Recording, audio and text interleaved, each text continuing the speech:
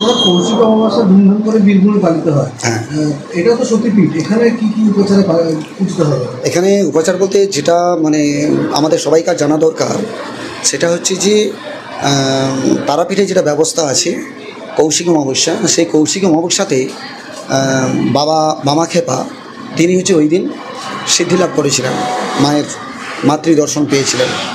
তো সেই এতেই ওই কৌশিক অমাবস্যা ধরে তারাপীঠে বহু ভক্তের সমাগম হয়, হোমযজ্ঞ হয়, পুজো পাঠ হয়, বলি হয়।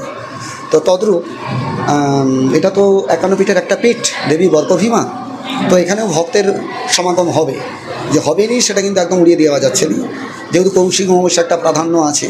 তো সেহেতেই সকাল থেকেই হ্যাঁ হ্যাঁ আসবে, ভক্ত আসবে।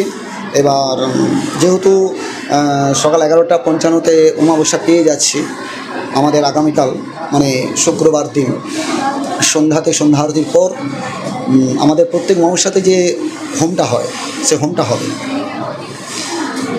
এত ভক্তের সমাগম কালকে ধরে চলেছে, সুরক্ষার জন্য কি ব্যবস্থা নেবে? না, সুরক্ষা বলতে সেটা ভিড়ের উপরে নির্ভর করছে।